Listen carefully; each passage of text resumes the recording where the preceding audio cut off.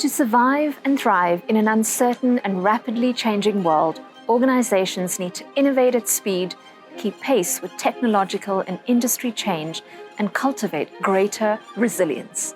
These are among the leading reasons, particularly in the private sector, that leaders are investing in digital transformation. Digital has become a key differentiator for how organizations compete in their industries and stay in business during times of continuous disruption.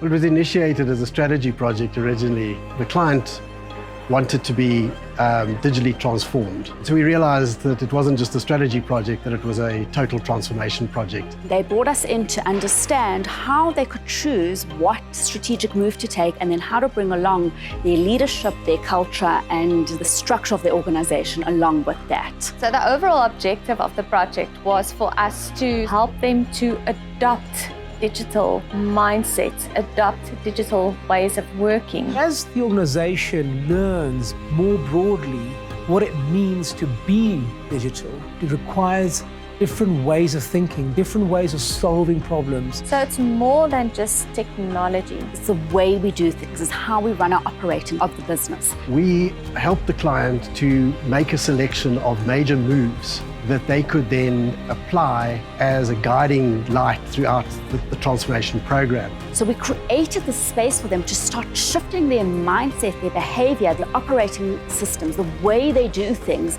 by working hand in hand with the teams while we learn in the flow of work. I supported the team with ways of working. So on a day-to-day, what I did was assisting the team embed digital ways of working, allowing them to adopt digital in the most comfortable and most empowering way. We gave them a choice. Did they want to transform the core and build out? Or did they want to try disrupting on the edges and learn from that and then bring it back into the core? For this particular client, it was important to try disrupting on the edges. We initiated something called the Digital Dojo. The whole concept of the Digital Dojo stemmed from the concept of martial arts, and a dojo is a place where you practice this martial arts. So too, the Digital Dojo is an analogy for us to come to the space to learn this new way of doing things, to practice these new behaviors that are going to unleash the potential to start being a digital organization. So we give them what we call dojo disciplines, behaviors to help them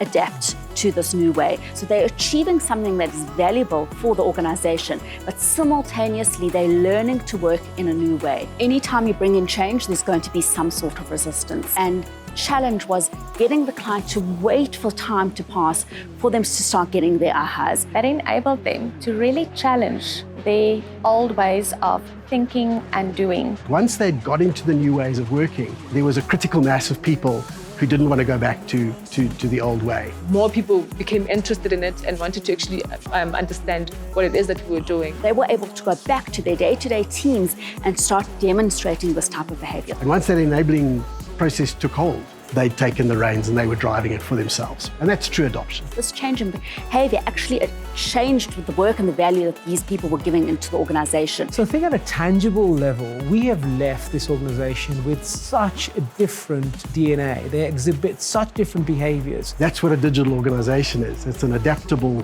fast, flexible organization. In a post-pandemic marketplace, all industry trends point towards digital transformation being embedded into our client's strategic agenda. By crafting the Digital Dojo into your solution build, you will bring in a unique, compelling, high-impact and human-centered approach that has been proven to drive sustainable results.